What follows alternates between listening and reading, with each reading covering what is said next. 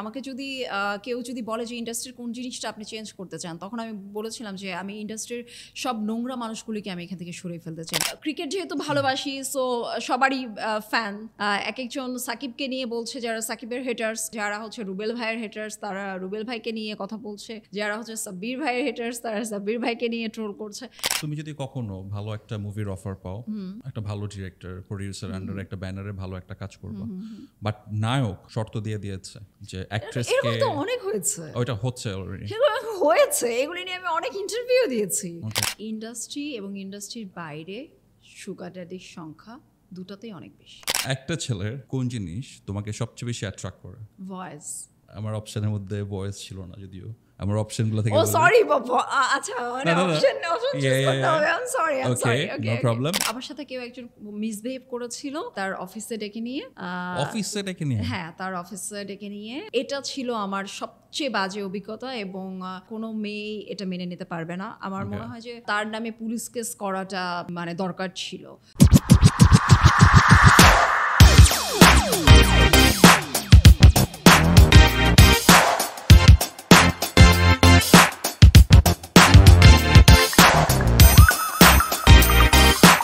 চলুন আড্ডা দেই। আসসালামু আলাইকুম এভরিওয়ান, সবাইকে সাজিদ শোতে জানাই স্বাগতম। যে যেখানে বসে আমাদের অনুষ্ঠান দেখছেন বা শুনছেন, সবাইকে জানাই অন্তঃস্থল থেকে ধন্যবাদ। তো আজকে আমাদের যে অতিথি, তিনি একজন র্যাম্প মডেল, তিনি একজন অভিনেত্রী, যিনি ফ্যাশন ইন্ডাস্ট্রিতে আছেন বেশ কিছুদিন ধরে। তিনি ফটোশ্যুটে ইলেকট্রিক, তার অভিনয়, তার দক্ষতা অলরেডি ইন্ডাস্ট্রিতে কাঁপন ধরিয়ে দিয়েছে।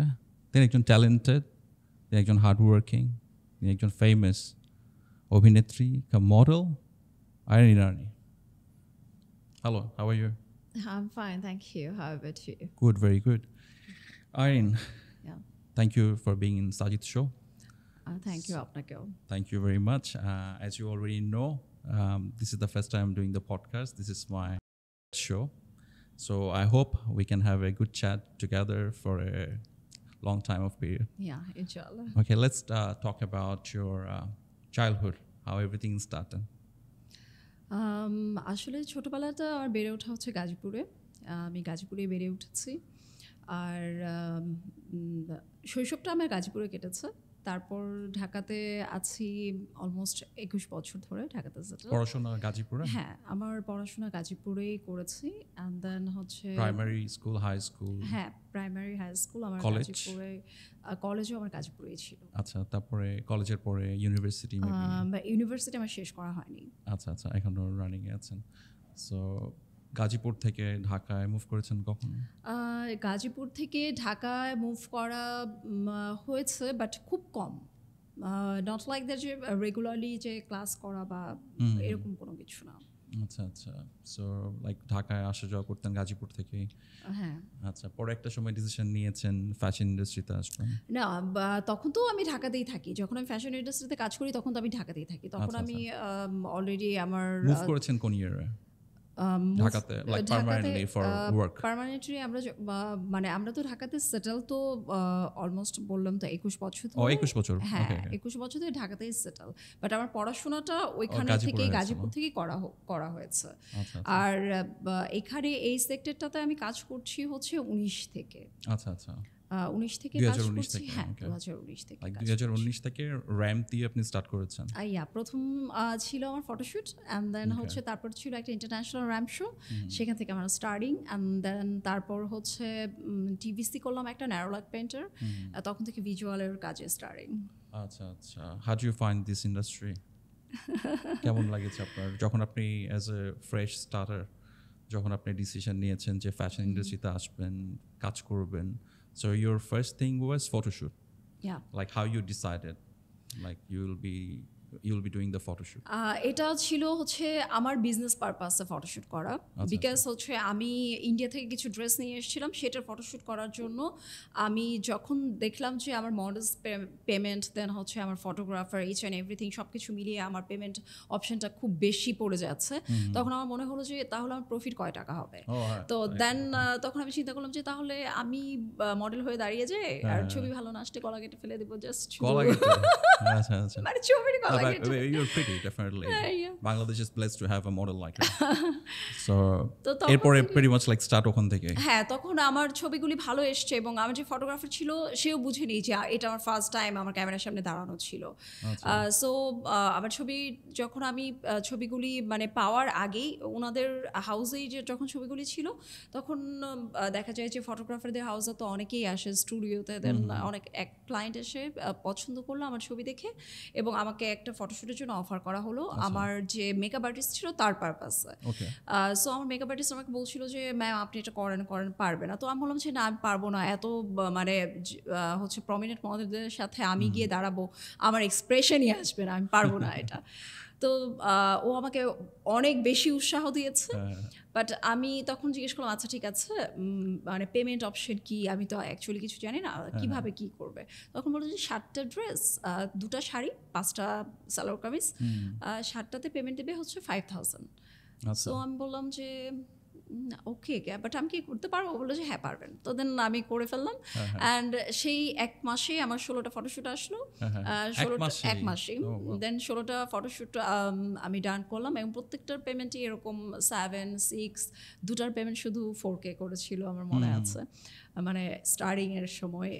তখন আমার খুব ভালো লেগেছিল যে মানে এখান থেকে তো আর্নিং ভালোই হচ্ছে, তাহলে আমি কেন এত কষ্ট করে আবার ইন্ডিয়াতে যাব, আমি ড্রেস নিয়ে আসবো, না চাই তো মডেল হয়ে যাওয়া কাইন্ড অফ এরকমই হয়ে গেল। ইয়া তখন আমার এটাই হয়েছে আর কি, যে আমি আসলে চাইনি বাট হয়ে গেছে। এটা 2018 কথা না 2019 19 কথা। So first was photoshoot, yeah after that you got offer from RAM. আর ইয়া তখন হচ্ছে আমার মিডিয়ারই আবার এক ভাইয়া আছে আমাদের এলাকার, তো আমার ভাইয়া আমাকে বললো যে আমার এক ফ্রেন্ড আছে, তুমি আমার ফ্রেন্ডের হচ্ছে যে সামনে তার ইন্টারন্যাশনাল একটা ইয়ে আছে, রানওয়েতে কাজ করার একটা সুযোগ আছে তোমার, তুমি তার সাথে একটা কাজ করো, তুমি তার সাথে যোগাযোগ করো, তোমাকে ফোন নাম্বারটা দিচ্ছি এবং তুমি একটা গ্রোমিং করো। তো তখন আমি বললাম যে ওকে ঠিক আছে, দেন হচ্ছে আমাকে নাম্বার দেওয়া হলো, দেন আমি নাম্বারে যোগাযোগ করলাম এবং ভাইয়া যেখানে গ্রোমিং করাতো নিকেতনে সেখানে গিয়ে আমি গ্রোমিং করলাম, 2 মাস গ্রোমিং করেছি অ্যান্ড দেন হচ্ছে তারপর আমার শুরুটা হলো ইন্টারন্যাশনাল র্যাম্প শো দিয়ে। ইন্টারন্যাশনাল র্যাম শো দিয়ে শুরু। ইটস লাকি, লাইক সবাই অপরচুনিটিটা পায় না, রাইট। সবাই দেখা যাচ্ছে যে ডোমেস্টিক্যালি অনেক র্যাম্প করেও ইন্টারন্যাশনাল লেভেলে যেতে পারে না, and you are very blessed like you got that opportunity. So it's good. অনেকেই তো আপনার র্যাম্পে কাজ করতে চায়, বাংলাদেশি যারা তরুণীরা আছে বা তরুণরা আছে সবাই চায় আপনার ফ্যাশন ইন্ডাস্ট্রিতে ঢুকতে, র্যাম্পে কাজ করতে। সো র্যাম্পে কাজ করার জন্য প্রথম স্টেপটা কি হওয়া উচিত, ওদেরকে কিভাবে শুরু করা উচিত? র্যাম্পে কাজ করতে হলে ডেফিনেটলি হচ্ছে যে আমাদের যেটা করতে হয় গ্রোমিংটা মাস্ট বি, এটা করতেই হবে। আমি যদি গ্রোমিং না করি তাহলে আমি অ্যাকচুয়ালি কিভাবে আমাকে হাঁটতে হবে, কিভাবে আমাকে এক্সপ্রেশন দিতে হবে, কোনটা ডেড এক্সপ্রেশন, কোনটা সেক্সি এক্সপ্রেশন, কোনটা হচ্ছে স্মাইলি এক্সপ্রেশন, এই জিনিসগুলি আমাদের সব কিছু কিন্তু এই গ্রোমিং ক্লাসগুলির মধ্যে আমাদের সব কিছু শেখানো হয় এবং ভেরি ইম্পর্টেন্ট বিকজ হচ্ছে যে আপনি যখন রানওয়েতে হাঁটছেন আপনার হাঁটা যদি ভালো না থাকে, আপনি দেখতে যতই সুন্দর হন না কেন আপনাকে কিন্তু কেউ ওইভাবে অ্যাকসেপ্ট করছে না, হ্যাঁ গুরুত্ব দিচ্ছে না। সো আপনাকে ডেফিনেটলি গ্রোমিংটা করতে হবে, আপনাকে আগে হাঁটাটা শিখতে হবে, কিভাবে মানে অ্যাট্রাকটিভভাবে হাঁটা যায় এবং আপনি আরেকজন আপনার দিকে তাকাচ্ছে শুধুমাত্র আপনার হাঁটাটা দেখে। আচ্ছা আচ্ছা। সো এটা must be. Grooming is very important. What about the looks?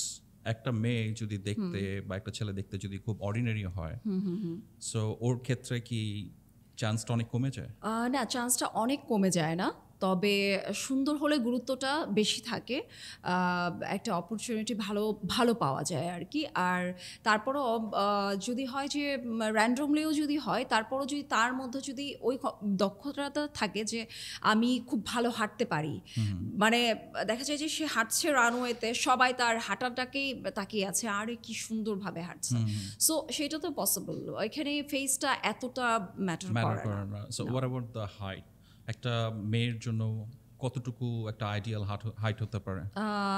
আমার হাইট হচ্ছে 5'7", অ্যান্ড দেন ইন্ডাস্ট্রিতে অনেক মেয়ে আছে যারা 5'4"এও কাজ করছে, মানে র্যাম্পে, হ্যাঁ সাকসেসফুলি কাজ করছে। তো আগে যেমনটা হতো যে আগে যখন আমরা দেখেছি তখন দেখতাম যে হাইটটাকে অনেক বেশি প্রাধান্য দেওয়া হতো, বাট এখন ওইভাবে এতটা প্রাধান্য দেওয়া হয় না। এখন যে কেউই দেখা যায় হাই হিল পরে, হ্যাঁ, she or he looks good on the ramp, it's okay. আর একটা ছেলের জন্য কোনো মিনিমাম বেঞ্চমার্ক আছে কি, লাইক 5 ফুট 6 7? হ্যাঁ, ছেলেদের ক্ষেত্রে একটু ডিফারেন্ট, বিকজ মেয়েরা তো হিলস পরে দেখা যায় যে হাইটটাকে ওইভাবে কভার করে ফেলতে পারে, বাট ছেলেদের জন্য 5'8" 9" মাস্ট বি। মানে যদি একদম শর্ট করেও ধরি 9টা মাস্ট বি। বেশিরভাগ ছেলে এখানে হয় 11, 12 বা 6 ফিট 2, 4 এরকমও আছে। মিনিমাম 5'9", মিনিমাম 5'9" হলে মানে এটা হচ্ছে আচ্ছা। আর আমরা যেটা জানি যে র্যাম্পে কাজ করতে হলে নাকি ওয়েল বিল্ড হতে হয়, এটা কি ট্রু? ওয়েল বিল্ড একটা ছেলের খুব মানে মাসকুলার বডি হতে হবে? না, এরকমটা না। এরকমটা যদিও সবাই বলে তা না, বাট তার স্লিম ফিট হতে হয়, যে বিকজ হচ্ছে আমরা যখন র্যাম্পে হাঁটি one kind of hanger, so তখন আমরা একটা ডামির মতো করে আমাদের যে মানে ড্রেসের যে মেজারমেন্টগুলি বানানো হয়, ডামি মেজারমেন্টেই কিন্তু অলমোস্ট বানানো হয়ে থাকে, এবং সেই ক্ষেত্রে দেখা যায় বাল্কি হওয়া যাবে না, এটা মাস্ট বি। ছেলে হোক আর মেয়ে হোক কেউ বাল্কি হতে পারবে না। ফিটনেসটা জরুরি, বাট নট লাইক দ্যাট যে 6 প্যাক লাগবে। ওকে, মোটামুটি অ্যাকসেপ্টেবল হলেই হলো। আচ্ছা আচ্ছা, ঠিক আছে। আচ্ছা আইরিন, তোমার তো ক্যারিয়ার অলমোস্ট 10 ইয়ার্স, কত বছর হয়েছে? তুমি তো 18-এ স্টার্ট করেছো। 19-এ, সো অলমোস্ট লাইক 5 ইয়ার্স। চলো আমাদের দর্শককে পুরো জিনিসটা শোনাই, লাইক কিভাবে তুমি স্টার্ট করেছো, তোমার স্ট্রাগলিং পিরিয়ড, তোমার এন্ডোর্সমেন্ট, লাইক টিভিসিতে অভিনয়তে টোটাল যাত্রাটা আমি অ্যাকচুয়ালি দর্শককে শোনাতে চাচ্ছি, because that's definitely will be inspiring. আমাদের যারা দর্শক যারা দেখছেন অনেক কিছু শিখতে পারবে, because a lot of young stars they want to see themselves as a star like you. So let's talk about your journey. Okay, আমি যখন স্টার্ট করেছি, আমার স্টার্টিংটা বললাম তো যে কীভাবে আমি শুরু করেছি। দেন হচ্ছে আমার কাজের ক্ষেত্রে আমার কখনো পিছন ফিরে তাকাতে হয়নি। কাজ দেখা যায় যে আমার প্রোফাইল দেখেই হচ্ছে সবাই আমাকে নক দিচ্ছে, আমাকে ফেসবুকে নক দিচ্ছে, বা হচ্ছে আমার নাম্বার জোগাড় করে তারা নক দিচ্ছে, এবং কাজের ক্ষেত্রটাতে যেমন হচ্ছে যে আমার জন্য খুবই স্মুথ ছিল। দেখা যায় আমি অ্যাকচুয়ালি একটা কাজ নিয়ে তো পড়ে থাকিনি, শুধু যে আমি ফটোশ্যুট করছি তা কিন্তু না, আমি রানওয়েতেও হাঁটছি। দেন হচ্ছে তখন আমি ভিজুয়ালে অলরেডি আমি মুভ করেছি, ভিজুয়ালের জন্য আমার নক আসলো, একটা ন্যারোলাক পেন্টের একটা টিভিসি ছিল, সেটার জন্য আমার নক আসলো। দেন আমি টিভিসিটা করলাম, এবং টিভিসিটা করার পরে দেন আরেকটা টিভিসি করলাম। দেন তারপরে হচ্ছে নাটকের জন্য অফার আসলো, নাটক করলাম। তারপর সিরিয়ালের জন্য অফার আসলো, সিরিয়াল শুরু করে দিলাম।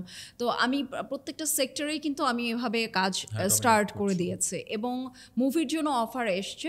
কিন্তু এখানে দেখা যায় কি যে আমাদের মেয়েদের ক্ষেত্রে কিছু বাজে প্রপোজাল থাকে, যেগুলি অ্যাকসেপ্ট করা মানে আমাদের জন্য একটু টাফ হয়ে যায়। সো সেক্ষেত্রে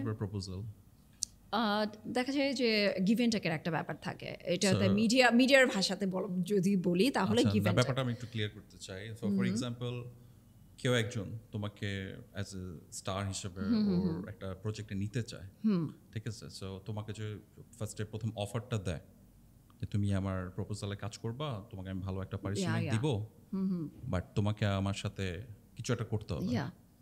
এটা কি লাইক ভেরি কমন তোমাদের মিডিয়া প্রফেশনে? এটা মিডিয়া প্রফেশনে না শুধু, এটা যদি আপনি মিডিয়ার শুধু বলেন তাহলে কিন্তু ভুল হবে। এটা প্রত্যেকটা সেক্টরে এটা কিন্তু মেয়েদের জন্য এটা আপনি একটা কমার্শিয়াল একটা জায়গাতে যান, আপনি দেখবেন যে আপনি একটা জব করছেন, কোনো একটা প্রাইভেট কোম্পানিতে জব করছেন, আপনার প্রমোশনের জন্য আপনার বসও যদি ওই ধরনের মেন্টালিটির হয়ে থাকে, আমি সবার কথা বলছি না, যদি তার মেন্টালিটি ওরকম হয়ে থাকে সেও কিন্তু আপনাকে এই ধরনের প্রপোজাল দিয়ে বসবে। এমন লোকের পার্সেন্টেজ কি অনেক হাই আমাদের ইন্ডাস্ট্রিতে? অনেক অনেক অনেক হয়। অনেক অনেক বেশি এখন। সো বাট আবার এমন না যে মিডিয়াতে অ্যাকচুয়ালি যারা কাজ করে তাদের পার্সেন্টেজ খুব কম, তা কিন্তু না। যারা কাজের মানুষ তারা কিন্তু কাজ নিয়েই পড়ে থাকে, সো তারা কাজটাকে বেশি প্রাধান্য দিয়ে থাকে এবং কাজটাকে ভালোবাসে। আর যারা হচ্ছে কিছু মানুষ আসে যারা বাইরের থেকে, আমি বলবো তারা হয় কি যে মিডিয়াতে আসে হচ্ছে আমি এখানে টাকা ইনভেস্ট করব, আমি একটা মুভি বানাবো, অ্যান্ড দেন আমি নায়িকাকে অ্যাজ আ গার্লফ্রেন্ড হিসেবে পেতে চাই, বা আমি যে কয়দিন মুভিটা আমি শুটিং করছি সেই কয়দিন আমি নায়িকার সাথে আমি টাইম এক্সপ্লেন করছি, থাকতে চাচ্ছি। তো এরকম ব্যাপারটাও থাকে। এটা হচ্ছে ডিপেন্ড করে কে আসলে বিজনেস করার জন্য এসছে, কে আসলে টাকা উড়ানোর জন্য এসছে, ইন্টেনশনটা। ইয়া, অ্যান্ড দেন হচ্ছে যে কে আসলে করার জন্য এসছে, এরকমও বেশ কিছু ব্যাপার থাকে। ইন্ডাস্ট্রিতে তো যারা কাজ করে আমরা তো অনেক শুনেছি যে তোমার ইনভেস্টমেন্ট থাকে করে, Yeah. So, এগুলা ইন্ডাস্ট্রিতে খুবই পপুলার, খুবই খুবই খুবই খুবই popular, পপুলার। হ্যাঁ। বাট কিছু তো ভালো লোকজন আছে যারা Definitely. অ্যাকচুয়াল নিজের হালাল টাকা দিয়ে কাজ করতে চায়, ডেফিনেটলি বাট ডেফিনেটলি ওইসব লোকের সংখ্যা খুব কম। ওইসব লোকের সংখ্যা আছে, বাট হচ্ছে যে তাদের সংখ্যা মানে এই যাদের কথা বললাম যে একটু হাতে গোনা তাদের তুলনায় কম আর কি। হ্যাঁ, নেগেটিভ লোকের সংখ্যা বেশি, নেগেটিভ পজিটিভ লোকের সংখ্যা কম। খুবই বেশি, পজিটিভের সংখ্যা সব জায়গাতেই একটু কম। আসলে আমরা এটা বিভিন্ন জায়গায় দেখছি, রাইট। বিভিন্ন জায়গায় দেখছি এই জিনিসটা হচ্ছে। So, তুমি যদি কখনো ভালো একটা মুভির অফার পাও, একটা ভালো ডিরেক্টর প্রডিউসার আন্ডার একটা ব্যানারে ভালো একটা কাজ করবা, বাট নায়ক শর্ত দিয়ে দিয়েছে যে অ্যাক্ট্রেসকে, এরকম তো অনেক হয়েছে, ওইটা হচ্ছে অলরেডি হয়েছে, এগুলি নিয়ে আমি অনেক ইন্টারভিউ দিয়েছি Okay. এবং আমি আমার সাথে যেটা ঘটেছে আমি সেগুলিও বলেছি।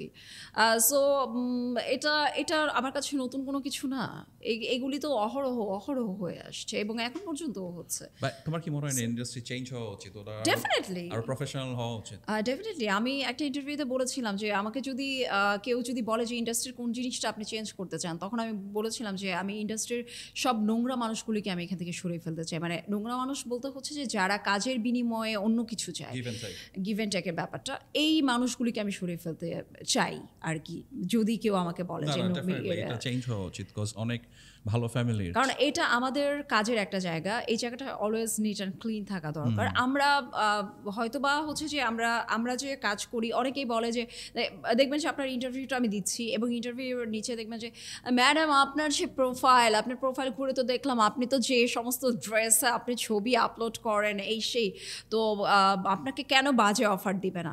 ভাই আমার কাজই এটা, আমি ইন্টারন্যাশনাল মডেল, সো আমি যখন আমার ড্রেস আপ আমার শর্টস হবে, আমার ড্রেস আপ একটু খোলামেলা থাকবে, সো সেটা নিয়ে আপনাদের যদি কোনো প্রবলেম থাকে আমার তো কিছু করার নেই। তো এই জিনিসটা যদি সেক্টরটাই আপনি না বুঝেন তাহলে তো এখানে কিছু করার নেই। সেটার সাথে যে আমাকে আমার মানে ড্রেস আপ দেখে কেউ আমাকে বাজে প্রস্তাব দিবে সেটা আমাকে মেনে নিতে হবে, এবং সেটা আমার ড্রেস আপ দেখে আপনারা আমাকে জাজমেন্ট করছেন, ওয়াই? জাজমেন্টাল লোকের সংখ্যা ইদানিং অনেক বেড়ে গেছে, কেউ কিছু না বুঝে আমি দেখি ফেসবুকে খুব লেখালেখি করতেছে, এই জিনিসটা খারাপ, because being as a professional model you suppose to dress like this. এখন এটা যদি কেউ না বুঝে তার তো মডেলিং এর চোখরাঘারি দরকার নেই, আমি এটা বিলিভ করি। বাট নিজেকে মডেল হিসেবে আউট অফ 10 কেমন রেট করতে চান? এটা তো অ্যাকচুয়ালি আমি বলতে পারবো না, এটা আমার যারা ফ্যান্স ফলোয়ার আছে বা যারা আমাকে নিয়ে কাজ করে তারা বলতে পারবে যে অ্যাকচুয়ালি আমার সাথে তারা কাজ করে কতটুকু কমফোর্টেবল, এবং আমি আসলে টাইমটা কে ওইভাবে আমি প্রাধান্য দিই কিনা, তাদেরকে কখনো আমি ডেট ফাঁসিয়েছি কিনা, বা তারা যেভাবে চাচ্ছে আমি সেভাবে কাজটা করতে পারছি কিনা, এটা তারা বলতে পারবে। সো ফার আপনাকে আমি যতটুকু দেখেছি, I found like you very professional, I gave you the time, you came before the time. So far আমার চোখে আপনি one of the professional model I ever seen in Bangladesh. Thank you so much. Thank you. আচ্ছা আইরিন, তুমি তো ইন্ডাস্ট্রিতে আছো অনেকদিন, definitely অনেক ব্র্যান্ডের সাথে তোমার কাজ করা হচ্ছে, সো কারেন্টলি কি ব্র্যান্ডের সাথে সংযুক্ত আছো? আমি তো সব ব্র্যান্ডের থেকে যখনই যে ব্র্যান্ডের থেকে আমাকে ডাকা হয় আমি সেই ব্র্যান্ডেরই কাজ করে থাকি, যেমন রাইজের কাজ করছি, দেন হচ্ছে ব্লু জুইস, দেন দারাজের কাজ করি। দারাজের আমি অনেক বছর ধরে সেই প্রথম থেকে আমি দারাজের সাথে যুক্ত। অ্যান্ড দেন হচ্ছে রিসেন্টলি যদি কাজের কথা বলি তাহলে ইয়ামাহার সাথে কাজ করছি। ইয়ামাহা বাইক ইয়া ইয়ামাহা বাইক নিয়ে ফেসবুকে তোমার সাথে ছবি দেখেছিলাম, সাকিব আল হাসান, দেন রুবেল, দেন সাব্বির, ইয়া বাট লোকজন মানে একটু নেগেটিভ ভাবে নিচ্ছিল, কোনো একটা কন্ট্রোভার্সি হয়েছিল কি? এটা অ্যাকচুয়ালি তারা জানে কিন্তু কেন তারা নেগেটিভ ভাবে নিয়েছে। অ্যাকচুয়ালি কাহিনীটা কি হয়েছে? কাহিনীটা কিছুই না, যেমন আমি অ্যাজ আ মডেল আমাকে এখানে ইনভাইট করা হয়েছে বাইকটাকে লঞ্চিং করার জন্য। এটা হচ্ছে ইয়ামাহার R1 যেটা। তো এটা ফার্স্ট টাইম এসছে বাংলাদেশে এবং এটা নিয়ে এটার মডেল হিসেবে আমি এখানে ইনভাইট পেয়েছি এবং আমি এখানে গিয়েছি, ফটোশ্যুট ছিল আমার। সো এবং যখন আমাদের কাজ শেষ হয়েছে, কাজ শেষ হওয়ার পরে আমরা গ্রিন রুমে আমাদের মতো করে থাকে না যে আমিও ক্রিকেট যেহেতু ভালোবাসি সো সবারই ফ্যান, তো দেন হচ্ছে যে ওই সময়টাতে গিয়ে ছবি তোলা হয়েছে অ্যান্ড দেন সেই ছবিটা আমি পোস্ট করেছি। তো পোস্ট করাতে এটা নিয়ে অনেক controversy, I don't know Y. এক একজন সাকিবকে নিয়ে বলছে, যারা সাকিবের হেটার্স, সাকিব আল হাসান ভাইয়ের, তো তারা তাকে নিয়ে করছে। যারা হচ্ছে রুবেল ভাইয়ের হেটার্স তারা রুবেল ভাইকে নিয়ে কথা বলছে, যারা হচ্ছে সাব্বির ভাইয়ের হেটার্স তারা সাব্বির ভাইকে নিয়ে ট্রোল করছে। তো এক একজনকে নিয়ে করছে অ্যান্ড দেন হচ্ছে নানান ধরনের কমেন্টস এগুলি তো থাকে আমাদের। ওদের ট্রোলিং এর উদ্দেশ্যটা কি, ইন্টেনশনটা? আমার মনে হয় কিছু টাকা পাওয়ার জন্য, যেমন পেজটাকে পেজের যে রিচ বাড়ে সেটা বাড়ানোর জন্য, অ্যান্ড দেন সেটা থেকে একটা ভালো একটা প্রফিট হয়, that's why.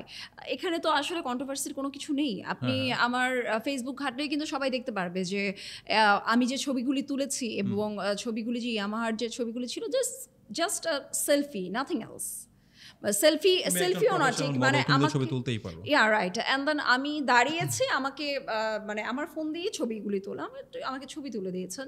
Not like this আমি তাতে হাঁক করে আছি বা তাদের আমি জড়িয়ে ধরে আছি, এরকম তো কিছু না যে এটা নিয়ে এত কন্ট্রোভার্সি হওয়ার কিছু আছে।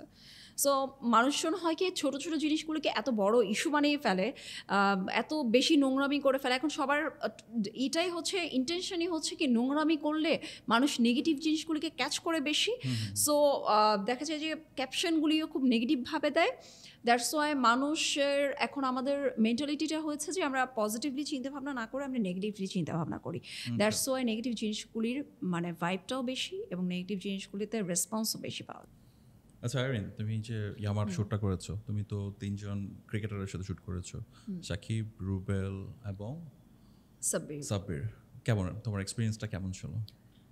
এক্সপিরিয়েন্স ভালো ছিল।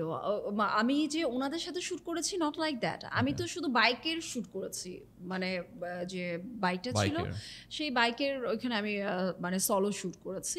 অ্যান্ড দেন আমি হচ্ছে শ্যুটের পরে গিয়ে হচ্ছে তাদের সাথে আমি ছবি নিয়েছি। যে গ্রিন রুমে আমি তাদের সাথে ছবি নিয়েছি এবং সেই ছবি ওদের সাথে কোনো কম্বাইন শট ছিল না? না না না। আচ্ছা, ওদের সাথে কথাবার্তা বলেছো? হ্যাঁ, কথাবার্তা বলেছি। কেমন like being as a cricketer, how they are? খুবই ভালো, খুবই অমায়িক ছিল, খুব সুন্দরভাবে আমাদের সাথে খুব সুন্দরভাবে কথা বলেছে এবং ভাইয়ারাও বলছিল যে, আমি বললাম যে ভাইয়ারা বলছিল যে ছবি নিতে চাইলে নিতে পারেন। দেন আমরা সবাই ছবি নিলাম অ্যান্ড দেন আমাদেরও ইচ্ছা ছিল যে সবাই একটু ছবি নিই। সো আর সাকিব ভাইয়ের সাথে হচ্ছে যে আমার ফার্স্ট কাজ না, সাকিব ভাইয়ের সাথে এর আগেও আমার ব্লু চিজের একটা র্যাম্প শোতে আমার হাঁটা হয়েছে, বিকজ সাকিব ভাই হচ্ছে ব্লু চিজের হচ্ছে ব্র্যান্ড অ্যাম্বাসেডর। তো এখানে যেমন বাংলাদেশে এখন সাকিব ভাই হচ্ছে ইয়ামাহার ব্র্যান্ড অ্যাম্বাসেডর। সো দেখা যায় ইয়ামাহার কাজ করতে গেলে তখনও সাকিব ভাইয়ের সাথে আমার দেখা হবেই। সো এটা নিয়ে যদি কোনো মানে কেউ যদি কিছু মনে করে বা এই জিনিসটা আমিও লক্ষ্য করছি, মানে সাকিবের সাথে কোনো ফিমেল মডেল যদি শুট করে লোকজন খুব মানে তোলপাড় করে, মানে কোনো মেয়ে যদি ওর সাথে শুট করে ছবি দেয় হোয়াটএভার নেগেটিভ কমেন্ট করবেই করবে। বাংলাদেশে অনেক লোকের মেন্টালিটি বা বাইরে যারা বাংলাদেশিরা আছে তাদের মেন্টালিটিটা হলো মানে সাকিব কারোর সাথে বা কোনো মেয়ে মডেলের সাথে ছবি তুলতে পারবে না। মানে আমি বুঝি না এই জিনিসটা কেন। আমার কথা হলো যে একটা মানুষের পাস্ট থাকতে পারে। তার পাস্ট কেমন ছিল সেটা দেখার বিষয় আমার না। বা আমি হচ্ছে তার সাথে কাজ করছি কেন? বিকজ হচ্ছে যে আমি অ্যাজ আ মডেল তার সাথে আমি কাজ করছি। এবং সে আমার সাথে কিভাবে অ্যাপ্রোচ করছে বা That's আমি important. হ্যাঁ, দ্যাটস ইম্পর্টেন্ট। অ্যান্ড দেন হচ্ছে যে এখন মানুষের নেগেটিভ চিন্তাভাবনা থাকলে সেটা আমি তো শুধরাতে পারবো না। এখন নট লাইক দ্যাট যে শুধু সাকিব ভাই, এখানে সাব্বির ভাইকে নিয়েও কথা হবে, দেন হচ্ছে এখানে রুবেল ভাইকে নিয়েও কথা বলছে। এক একজনের মতো করে যার মতো করে সাজিয়ে নিচ্ছে, গল্প সাজিয়ে নিচ্ছে। তো নেই আমার কোনো প্রবলেম নেই। তো এমনিতে দেখা যায় আমরা মিডিয়াতে যারা কাজ করি আমাদের এমনিতেই গসিপিং এর মধ্যেই থাকতে হয় যে এর সাথে ছবি দিয়েছে, আচ্ছা এর সাথে কি তার মানে কোনো কিছু কিছু একটা চলছে, আছে। কিছু একটা আছে, এর সাথে এত কাজ কেন করছে, তার মানে কি এই ডিরেক্টরের সাথে কিছু একটা আছে। সো এগুলি মেনে নিতেই হবে। যদি এইগুলি মেনে নিয়ে কেউ ইন্ডাস্ট্রিতে আসতে চায় ওয়েলকাম। আর যদি কেউ বলে যে না আমি এই জিনিসগুলি মানতে পারবো না, এইটা আমার জন্য খুব হয়ে যাবে, আমার ফ্যামিলি মেনে নিতে পারবে না, তাহলে তার মিডিয়াতে আসার কোনো দরকার নেই। তুমি তো র্যাম্পে অনেকদিন ধরে কাজ করছো, সো র্যাম্পে আমরা যদি এখন বলি তোমার টপ 3 জন র্যাম্প মডেল, সো ছেলেদের মধ্যে কার নাম নিবা আর মেয়েদের মধ্যে কার নাম নিবা? ছেলেদের মধ্যে হচ্ছে রাজমানিয়া ভাইয়া আছে, দেন হচ্ছে মানে ভালো করছে, ভালো করছে। আমি একজনের নামই নিলাম। ওকে, অ্যান্ড দেন হচ্ছে মেয়েদের মধ্যে যদি বলেন, মেয়েদের মধ্যে হচ্ছে অনেকেই কাজ করছে এখন। একজনকে টপে কে আছে? টপে যদি টপে আসলে এইভাবে মেয়েদের মধ্যে একজনকে টপে ওরকম ধরতে পারছি না আমি। অনেকেই আছে। অনেকেই আছে, মানে মেয়েদের মধ্যে অনেক মেয়ে, মানে অনেক মেয়ে, হিউজ মেয়ে। তো এর মধ্যে আপনি যে আমি যে একজনকে বলবো, আমি একজনকে ওভাবে আমি আচ্ছা বলতে ধরলাম পারছি না। 2 জন বা 3 জন। মানে আগের যদি বলেন তাহলে আমরা যেমন রুমা আপু, দেন হচ্ছে আজরা আপু যখন আবেজা আপুরা কাজ করতো, রুমা আপু কাজ করতো, দেন হচ্ছে মারিয়া আপু যখন কাজ করতো তখন তারা টপে ছিল, ইমি আপু। ওদের লেগাসিটা কেউ কি হ্যাঁ। ক্যারি ফরওয়ার্ড করতে পারছে? এখন যদি বলেন যে এখন আখি আপু আছে, আখি আপু ভালো করছে, দেন হচ্ছে লিন্ডা আপু আছে, বাট আমি যে একজনকে ওভাবে বলতে পারছি তেমন কেউ নেই। তেমন তুমি কখনো মুম্বাইতে গিয়ে কাজ করেছো র্যাম্পে? সরি মুম্বাইতে গিয়ে র্যাম্পে কখনো না, কাজ আমি করেছো? মুম্বাইতে গিয়ে কাজ করিনি। তবে হচ্ছে যে আমার অনেকবার কাজের অফার এসছে, কিন্তু কোনো কারণে হয়তো বা আমার যাওয়া বাট হয়নি। ওই ইন্ডাস্ট্রি সম্বন্ধে তোমার আইডিয়া আছে? হ্যাঁ, So, না সেটা তুমি আছে। 5 বছর ধরে বাংলাদেশের র্যাম্পে কাজ করছো, তোমার মুম্বাই নিয়ে মোটামুটি আইডিয়া আছে। তুমি কি মনে করো প্রফেশনালিজম দিক থেকে মুম্বাই ইন্ডাস্ট্রি আর বাংলাদেশের ইন্ডাস্ট্রির মধ্যে তফাৎটা কেমন? আমার মনে হয় যে আমাদের ইন্ডাস্ট্রিটাও কিন্তু র্যাম্পের ইন্ডাস্ট্রিতে কিন্তু আমরা যথেষ্ট সেফলি আমরা কাজ করি, আমরা যথেষ্ট ভালোভাবেই কাজ করতে পারি। মুম্বাইও সেম, বাট হচ্ছে যে বাট পেমেন্ট অপশনের ব্যাপারটা যদি বলি তাহলে আমি বলবো যে মুম্বাইতে খুব ভালো বাংলাদেশের তুলনায়। মানে আমরা যে পেমেন্টটা আমরা পেয়ে থাকি এর থেকে বেটার পেমেন্ট। আমি তোমাদের ইন্ডাস্ট্রি থেকেই আমার তো কিছু ফ্রেন্ডসরা আছে কাজ করে, তারা আমাকে বলেছে যে যারা মেয়ে মডেলরা বিশেষ করে যারা কাজ করে তাদেরকে যে পেমেন্টে কমিটমেন্ট করা হয় পরে গিয়ে ওই কমিটমেন্টটা রাখা হয় না।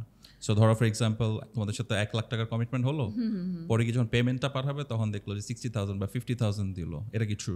হ্যাঁ, ট্রু। এটা সবাই করে না। এটা কিছু কিছু যেমন হচ্ছে যে সব জায়গায় তো কিছু লোক থাকে না যে অন্যের টাকা মেরে খাওয়ার একটা চিন্তা ভাবনা থাকে। এই ধরনের কিছু মানুষ থাকে, এটা সব সেক্টরেই থাকে। এটা ভিজুয়ালেও আছে, এটা হচ্ছে আমাদের ইন্ডাস্ট্রিতে ওরা মানে আমাদের ফ্যাশন ইন্ডাস্ট্রিতে কোনো কি গভর্নিং বডি আছে যারা এই জিনিসটা লুক আপ টু করে? মানে তুমি যদি আজকে কমপ্লেইন দাও ব্যাপারটা দেখবে? হ্যাঁ, ডেফিনেটলি এটা আছে। কখনো দিয়েছিল? না, আমি কমপ্লেন ওইভাবে করিনি, বাট হচ্ছে আমি একটা ইন্টারভিউতে এসে ডিরেক্টলি তাদের নাম ধরে দাম মেনশন করে আমি তাদের উদ্দেশ্য করে বলেছিলাম, এবং সেই ইন্টারভিউটা প্রচুর ভাইরাল হয়েছিল। এবং এরপর থেকে আমি তাদের সাথে তাদের দুজনের সাথে আমার কাজ হয়নি, কিন্তু একজনের সাথে আমার কাজ হয়েছে এবং স্পট পেমেন্ট আমাকে দিয়েছে। আমি কিন্তু আমার জন্য বলিনি, আমি বলেছি যে আমি কিন্তু ধরে নিয়েছি যে তাদের সাথে এই 3 জন যাদের 3 জনের নাম নিয়েছি তাদের সাথে আমার আর জীবনে কাজ হবে না। সো আর তাদের তিনজনের সাথে আমার কাজ না করলেও যে আমার আমি কাজ কমে না যাবে, করে তেমন না। থাকছি এরকম না, বা আমার কাজ কমে যাচ্ছে এরকমটাও না। সো আমি বলেছি হচ্ছে সবার জন্য, কারণ আমরা দিন শেষে সবাই হচ্ছে কষ্ট করি, আমরা লেবারের মতোই কিন্তু খাটি। সকালবেলা আমাদের কল টাইম থাকে, দেন হচ্ছে আমাদের শো স্টার্ট হয় গিয়ে সন্ধ্যার পরে, দেন আমাদের রাতের বেলা আমাদের প্যাক আপ হলো, দেন হচ্ছে আমরা তখন যদি আমরা টাকাটা হাতে না নিয়ে চলে আসি, আমি তো আমার ফেসটা দেখানোর জন্য যাইনি। সো সেই ক্ষেত্রে হয় যে কিছু ক্ষোভ থেকে বলেন বা কিছু আমার নিজের অভিজ্ঞতা থেকে বলেন, তখন আমি কিছু নাম মেনশন করেছিলাম এবং আমি ব্যাপারটা আমি করেছিলাম, এবং এরপর থেকে আমি যতটুকু শুনেছি যে তারা এখন অন দ্য স্পট পেমেন্ট দিয়ে দেয়। না ঠিক আছে, তুমি রোল মডেল হয়ে গেছো। এবং হ্যাঁ, এবং আমাকে এটা নিয়ে মোস্ট অফ দ্য মডেল আমাকে এটা নিয়ে প্রত্যেক মডেলসরা আমাকে অ্যাপ্রিসিয়েট করেছে এবং বলেছে আপু আপনি যেটা বলেছেন খুবই ভালো ছিল, বিকজ হচ্ছে আপনার একটা বলাতে আমরা এখন স্পট পেমেন্ট পেয়ে যাচ্ছি এবং আমাদের পেমেন্ট নিয়ে কোনো ধরনের ঝামেলা না ভালো ভালো। আইরিন যেহেতু এটা রেজ করেছে, এটা যারা ডিপার্টমেন্টে কাজ করে তাদেরও ব্যাপারটা দেখা উচিত, because they are models, they are giving their time to do something better. So আপনারা যদি এই পেমেন্ট নিয়ে ঝামেলা দেন, একটা মডেলকে যদি আজারা কষ্ট দেন, তো আলটিমেটলি কিন্তু আপনি ভালো রেজাল্ট পাবেন না। আপনি এই যে ইন্ডাস্ট্রিতে আছেন এটা একটা প্রফেশনাল ইন্ডাস্ট্রি। সো আপনি যদি প্রফেশনালের মতো ডিল না করেন, আপনার ব্যানারে তো কেউ কাজ করবে না, এবং আপনার অনেক বদনাম হবে। সো এই জিনিসগুলো আপনার একটু লক্ষ্য করবেন, আর যারা মডেল আছে তাদেরকে অন টাইমে পেমেন্ট দেওয়ার চেষ্টা করবেন। আচ্ছা আইরিন, তুমি তো মডেল, তোমাকে তো অনেক কিছু মেনটেন করতে হয়, বিশেষ করে তোমার ফিটনেস। তুমি দেখতে এত slim, gorgeous, talented, hot. So তোমার ফুড ডায়েটটা কেমন? Like what you eat during the day? তোমার কি কোনো চার্ট আছে যেটা তুমি ফলো করো, না যা পাও তাই খাও? না, আমার কোনো চার্ট নেই, আমি যা পাই তাই খাই। কেমনে, কিভাবে সম্ভব লাইক এই বডি আমি মেনটেন বলি, করা? আমি খাই, সবই খাই, কিন্তু অল্প পরিমাণে খাই। মানে এমন না যে খুব বেশি পরিমাণে খাচ্ছি। আমি রিচ ফুডও খাচ্ছি, অ্যান্ড দেন হচ্ছে আমি ভাজা পোড়াও খাচ্ছি। হয়তোবা তুমি জেনেটিক্যালি গিফটেড, বাট অনেকে এই জিনিসটা নিয়ে অনেক কনসার্ন যে ওরা হ্যাঁ, মডেল হ্যাঁ। হতে চাচ্ছে, বাট দেখা যাচ্ছে একটু কিছু খেলে ওরা মোটা হয়ে হ্যাঁ, যায়। অনেকে আছে পানি খেলেই মোটা হয়ে যায়, যেমন বলে আপু আমি তো পানি খেলেই মোটা হয়ে যাই। হ্যাঁ, তো এরকম বলে। এটা যদিও So, ট্রু না। হ্যাঁ, মানে অনেকে হ্যাঁ, বলে আমি যে জানি আমি ওরা কি আমি বলতে হচ্ছে যাচ্ছে। আপু আমি তো পানি খেলেই মোটা হয়ে যাই, আপনি কিভাবে এত কিছু খাওয়ার পর আপনি থাকেন? তো আমার হচ্ছে আমি সব অল্প অল্প খাই, বাট হচ্ছে আমি সবই খাই। আমি ওইভাবে এত মানে ডায়েটিং করে চলি না। তবে আর জেনেটিক্যালি হচ্ছে যে আমার ফ্যামিলির একটা আমি যেহেতু পেয়েছি, সো এটা গড গিফটেড বলা যায়। সো এটা সো মোটামুটি আমার এতটা আমি maintain আমি করতে হয় যেটা না। ফুড ডায়েট বা চার্ট সম্বন্ধে যেটা জেনেছি, তা হলো তোমার যতটুকু তুমি খাবা, এর চেয়ে যদি বার্ন বেশি করো তাহলে তুমি কখনো মোটা হবে না। রাইট, আমি এটাই করি। আচ্ছা আচ্ছা, আমি Very যতটুকু খাই মানে খুব অল্প পরিমাণে খাই এবং আমি তার ক্যালোরিটা চেয়ে আমার বেশি বার্ন বার্ন হয়ে করো। যায়। yeah. Very good very good. তোমার জনপ্রিয়তা যদি ফিউচারে এখনকার মতো না থাকে, তাহলে তুমি কি করবা? অন্য ইন্ডাস্ট্রিতে মুভ করবা? ধরো being as a professional model, তুমি এতটা জনপ্রিয় না। আমি তো আসলে জনপ্রিয়তার জন্য কখনোই কাজ করিনি, আচ্ছা, টু বি অনেস্ট। আমি কখনো জনপ্রিয়তার জন্য কাজ করিনি। আমি আজকে যতটুকু জনপ্রিয় হতে পেরেছি হয়তো দর্শকের ভালোবাসায়, ধন্যবাদ মানে যারা আমাকে ভালোবাসে বা আমার ফ্যান্স যারা আছে। আমি আমার মতো করে কাজ করে যাই, বিকজ হচ্ছে যে এটাকে আমি আমার রুজি রুটির একটা জায়গা বলতে পারেন, সেটাকে ধরে নিয়েছি। দ্যাটস ওয়াই আমি এখানে আর্নিং করার জন্য আমি এখান থেকে কাজ করেছি। আমি ফার্স্টেই কিন্তু বলেছি যে আমি কেন এই সেক্টরটাতে এসেছি। সো আমি এখানে আমার আর্নিং করার জন্য এসেছি, আমি কাজ করে আমি আর্ন করছি, এটাই আমার প্রফেশন। সো এখানে আমি আমার ফেম কামানোর জন্য আমি আসিনি, কিন্তু এটা হয়ে গেছে। Byproduct. হ্যাঁ, এটা হয়ে গেছে, এবং ফিউচারে যদি না হয় বা হচ্ছে যে ফিউচারে যদি আমি দেখছি যে আমার যদি এখান থেকে আমার কাজ যদি কমে যায় বা হচ্ছে যে ডেফিনেটলি আমার অন্য বিজনেসও আছে, আমি স্টক লট বিজনেস করে থাকি। সো আমার সেটাও আমি দেখি, এবং তাছাড়াও হচ্ছে যে আমার আরও নিজের কিছু বিজনেস প্ল্যানিং আছে, তো সেগুলোতেও আমি মানে কন্টিনিউ করব। আর এই সেক্টরটাতে আমি ভালোবাসি, এই সেক্টরটা থাকতে সো চাই। You take this profession as a passion, yeah, but এটার উপর তুমি কমপ্লিটলি ডিপেন্ডেন্ট না। যদি No. Everything goes out well, then you will stay, otherwise you will find different option. Yeah, okay okay, চলো একটু তোমার পার্সোনাল লাইফ নিয়ে আলাপ করি। Sure. So are you single? Yeah, হ্যাঁ। Ready to mingle? No, I'm single. Okay. Still no. Like single এখন আছো নাকি অনেকদিন যাবত আছো নাকি? না, আমি অলমোস্ট 7 ইয়ার্স সিঙ্গেল? হ্যাঁ সিঙ্গেল আছি, মাঝখানে একবার মিঙ্গেল হতে গিয়েও হয়নি। আচ্ছা, মানে কিছু একটা ছিল বাট ওইভাবে কিছু ছিল হ্যাঁ না। ওরকম আচ্ছা আচ্ছা। সো ফার লাইক তোমার পার্সোনাল লাইফের কোনো ব্যাড এক্সপিরিয়েন্স যেটা তুমি শেয়ার করতে চাও বিং এজ এ গার্ল?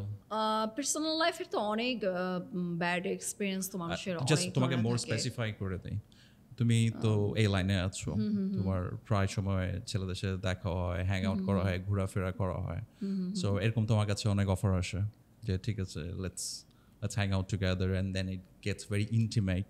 হ্যাঁ এইগুলি হচ্ছে প্রথম দিকে বেশি আসতো। এখন যারা আমাকে চিনে গেছে, আমাকে বুঝে গেছে, তারা এখন আর এই ধরনের কোনো মানে তুমি কথা এখন টাফ বলে না। ক্যারেক্টার একজন, ইয়া এবং আমার সাথে কথা বলতে গেলে মানুষ একটু বুঝে শুনেই কথা বলে, ভয় পায় বলা যায়। তাহলে? বিকজ আমি একটু ঠোঁট কাটা, আমি দেখা যায় ইন্টারভিউতে এসে ধাপাধাপ নাম বলে দিব, অমুকে তো আমাকে এটা বলছে, অমুকে তো আমাকে এটা বলেছে, সো দ্যাটস ওয়াই একটু মানুষের ভয়ে থাকে। আচ্ছা, একটা জিনিস জিজ্ঞেস করি তোমাকে, রিলেশনশিপ নিয়ে তো আলাপ হচ্ছে না, So, এখনকার দিনের রিলেশনশিপগুলো অনেক ঠুনকা হয়, মানে একটুতেই ভেঙে যায়, বেশি দিন টেকে না। Why it's like this? এখনকার লোকজনের মধ্যে কি ধৈর্যের অভাব? না ধৈর্য কম আছে, এবং আরেকটা জিনিস আমি বলবো যে এখনকার মানুষের মধ্যে চাহিদাটা খুব বেশি, মানে গিভ অ্যান্ড টেক যদি বলি আমি এটা, তোমার গার্লফ্রেন্ড হয়ে আমি থাকবো তো কেন, তুমি আমার বাড়ি ভাড়া প্রোভাইড করো, আমার লাইফ স্টাইলের যে খরচ আছে সেটা তুমি তোলো, মানে লাইক এ হাজব্যান্ড, যে এইভাবেই মানুষ কিন্তু রিলেশনশিপটা করছে। সো দ্যাটস ওয়াই হয় যে তাদের যে জায়গাটা থাকে, একটা সময় হচ্ছে যে তারা 2 মাস 3 মাস স্টে করার পরে দেখে যে না এই মেয়ের তো চাহিদা অনেক, সো আমি ওকে অ্যাফোর্ড করতে পারছি না। প্রথম দিকে আমি যতটুকু ওকে ভেবেছিলাম যে ও যেমন, আসলে এমনটা না। সো তখন ব্যাপারটা একটু হয়ে ইন্ডাস্ট্রিতে যায়। এই যে তোমাদের ফ্যাশন ইন্ডাস্ট্রিতে প্ল্যান্ড রিলেশনশিপ বেশি, যে লাইক ওকে এই ছেলের কাছে টাকা আছে, আমি ওর সাথে গিয়ে অ্যাফেয়ার করব। নো এটা শুধু ইন্ডাস্ট্রির কথা কেন বলছো তুমি? আমি ইন্ডাস্ট্রিতে কাজ করি এজন্য? না, আমি এটা তো তোমাকে আমার ইন্ডাস্ট্রির industry-র বাইরে বাইরেও। অনেক অহরহ, এটা তো আমি অনেক দেখছি, এটা আমার চোখের সামনেই আছে, অনেক আছে। মানে দেন money হচ্ছে matters. মানি এখানে অনেকের কাছে অনেক কিছু, বাট আমার কাছে মনে হয় যে টাকাটা ম্যাটার করে লাইফে, কিন্তু ওই হিউজ পরিমাণ না, যতটুকু হলে আমি বেঁচে থাকতে পারি, যতটুকু হলে সুন্দরভাবে সার্ভাইভ করা যায়, আলহামদুলিল্লাহ অতটুকু হলে এনাফ। হ্যাঁ, বাট অনেকের আছে লাইক আমার আইফোন প্রো লাগবে, আমার আরই লাগবে, বিএমডব্লিউ থাকতে হবে হ্যাঁ একজনের। এখন এক একজনের চাহিদা এক এক রকম, But সেক্ষেত্রে সবাই এক না। সবাই এক না। ওকে, কিছু এখনো আছে ইন্ডাস্ট্রিতে যারা like just day to day এসে কাজ করতে চায়, Yeah. তাদের বড় কোনো চাহিদা নেই। না যেমন হচ্ছে যে আমার প্রতিদিন আমার কাজ হোক, আমি প্রতিদিন কাজ করতে চাই, এবং হচ্ছে যে আমার কাজের যে ন্যায্য পেমেন্টটা আমি সেটা পেলে আমি হ্যাপি। এবং আচ্ছা। অনেকে আছে যে ভাই এই কাজ করে আর কয় টাকা পাবো, এর থেকে সুগার ড্যাডি রাখি একটা, বা একটা বয়ফ্রেন্ড রাখি রিচ দেখে, তারা আমাকে প্রোভাইড করলে তাহলে আর কাজের দিকে এত কেন যাব? তা আছে আছে অনেকে নাকি ইন্ডাস্ট্রি জয়েন করে সুগার ড্যাডি বানানোর জন্য, এটা কি ট্রু? ট্রু অনেক ক্ষেত্রে। হ্যাঁ, আচ্ছা, তাদের মেইন উদ্দেশ্য থাকে অ্যাকচুয়ালি লাইক কিছুদিন আমি কাজ করে সুগার ড্যাডির টাকা আমি দেশ বিদেশ ঘুরবো, আমার লাইফস্টাইল এফোর্ড করবে, এটাই ওদের মেইন ইন্টেনশন থাকে। হ্যাঁ, জাস্ট এটাও- ফ্যাশন ইন্ডাস্ট্রিটা হলো একটা জাস্ট নাম আসার নাম, জন্য। রাইট, এটা জাস্ট একটা ট্যাগ লাগানো, এটা কিন্তু আসলে ওরা আসলে কাজ করার জন্য আসেনি। কাজ করার জন্য যারা এসছে তাদের কিন্তু আপনার রেগুলার বেস আপনি দেখবেন যে তাদের কিন্তু কাজ কিন্তু আপলোড হচ্ছে ফেসবুকে, তারা ছবি দিচ্ছে যে আমি এই কাজটা করছি, আমি ওই কাজটা করছি। আর আপনি যারা হচ্ছে সুগার ড্যাডির কথা যাদের যদি আসে, তাহলে আপনি দেখেন যে ওই ক্ষেত্রতে তারা কয়টা কাজ করছে, তারা বেছে বেছে হয়তো বা ইন্টারন্যাশনাল একটা কাজ পাচ্ছে, তাও হচ্ছে সুগার ড্যাডির থ্রুতে। তো তাদের নিজস্ব কোয়ালিটি বলে যে আমি বলবো যে তারা যে তার নিজস্ব কোয়ালিটি দিয়ে কাজটা পাচ্ছে, নট লাইক দ্যাট। ওরা তো আমার কাছে যেটা মনে হয় একটা শর্ট টাইমের জন্য আসে, লাইক ফর এক্সাম্পল ওকে আমি এখন 18-19, আমি ইন্ডাস্ট্রিতে ঢুকবো, 4 বছর 5 বছর আমি থাকবো, বাট এই 4-5 বছরে আমি লাইফের 15-20 বছর সিকিউর করে দিব, এই জন্য সুগার ড্যাডিকে তারা টার্গেট করে। বাট যারা তোমার মতন প্রফেশনালি কাজ করে নিজের বলে কিছু করতে চায়, তারা অনেক হার্ড ওয়ার্কিং করে অ্যান্ড তারা এইসব জিনিসকে পাত্তাও দেয় না। হ্যাঁ, বাট তোমার মতন মেয়ে ইন্ডাস্ট্রিতে খুব কম, যেটা আমি দেখেছি বা শুনেছি সবার থেকে। তোমার ইন্ডাস্ট্রিতে অনেক সুনাম আছে যেটা নেই, and that's why I am very proud as a Bangladeshi, তুমি you are doing very good. এভাবে চালায় যাও, আর যারা আসবে তোমার কাছে পিছনে এগুলোকে সরায়া দিও। আচ্ছা চলো একটু অন্য প্রসঙ্গে কথা বলি। হ্যাঁ হ্যাঁ শিওর। ওকে আইরিন, আমি আমার পডকাস্ট শোতে বিভিন্ন সেগমেন্ট করি। ওকে সো প্রথমে থাকে general discussion, what's going on life and everything industry নিয়ে। তারপরে I do something in a segment. Okay so আমার এখন যে সেগমেন্টটা, এটা হলো সঠিক উত্তর চুজ করো।